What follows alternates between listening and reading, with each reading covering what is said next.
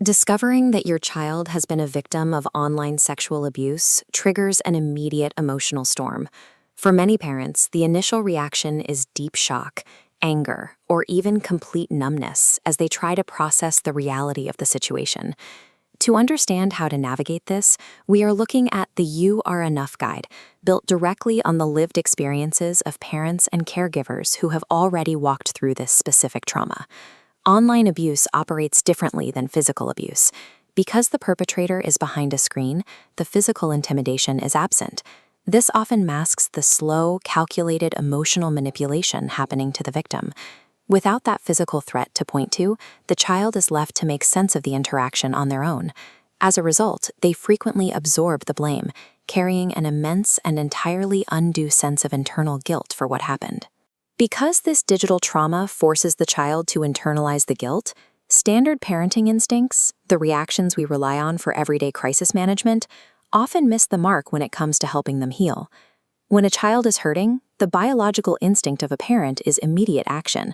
You want to absorb their pain, eliminate their worry, and fix the problem as quickly as possible. This comparison table maps out the disconnect between that immediate biological drive and the actual requirements of trauma recovery. On the instinct side, parents enter a sprint to lock down the crisis.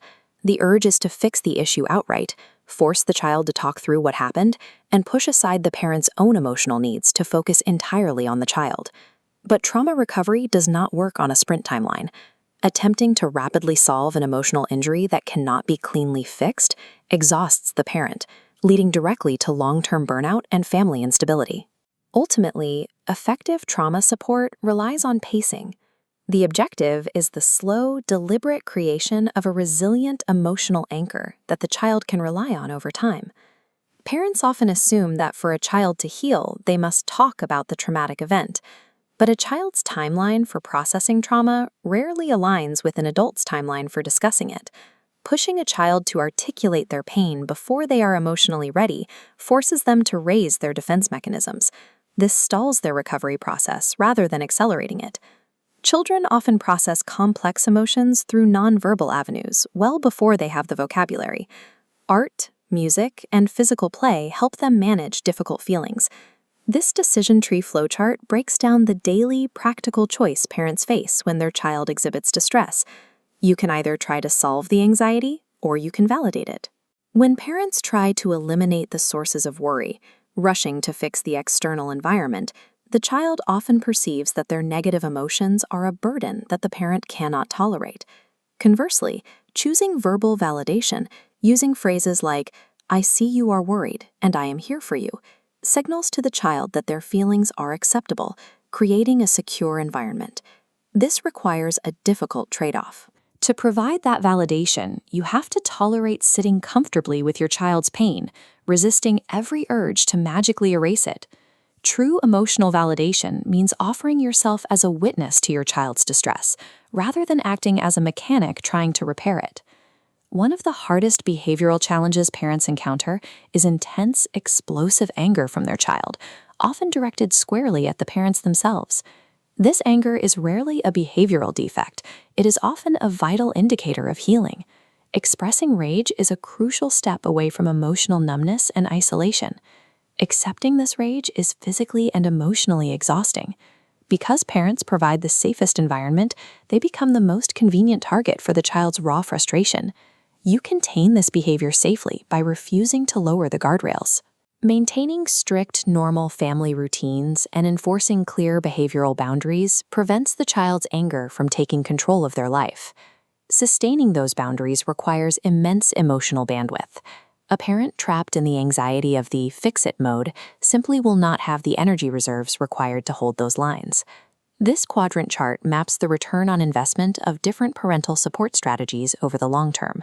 The relentless crisis management approach demands massive daily effort, but yields low long-term impact, inevitably resulting in parental burnout. Grounding techniques and deliberate self-care require sustainable effort, but they deliver a disproportionately high impact on the child's actual healing trajectory. Reconnecting with nature, limiting news, and talking to friends might induce temporary parental guilt, but these actions physically regulate the nervous system. Treating your own well-being as an optional luxury guarantees exhaustion, which ultimately removes the one thing a traumatized child needs most: a stable anchor. You cannot simply fast-forward the healing process. You can, however, completely control the environment in which that healing takes place. If your instinct is to manage and solve crises, that operational energy is incredibly valuable, provided it is pointed in the right direction. Redirect your drive away from forcing deep conversations. Instead, use that energy to rigorously maintain daily household routines and strictly schedule your self-care blocks. If you feel paralyzed or overwhelmed by your child's sudden withdrawal or intense bursts of anger, know that your presence is still working. View that anger as a profound demonstration of their trust in your stability. Focus entirely on providing a safe container for those emotions, rather than negotiating their mood. This scorecard outlines a daily framework that bridges both parental instincts, prioritizing presence over problem solving. Validate the emotion by witnessing the pain without rushing to fix it. Stabilize the child's world by maintaining predictable boundaries, and recharge your own capacity through unapologetic, mandatory self-care. The most powerful tool in digital trauma recovery is not finding the perfect words. It is the sustained, regulated, and reliable presence of a caregiver who knows they are enough.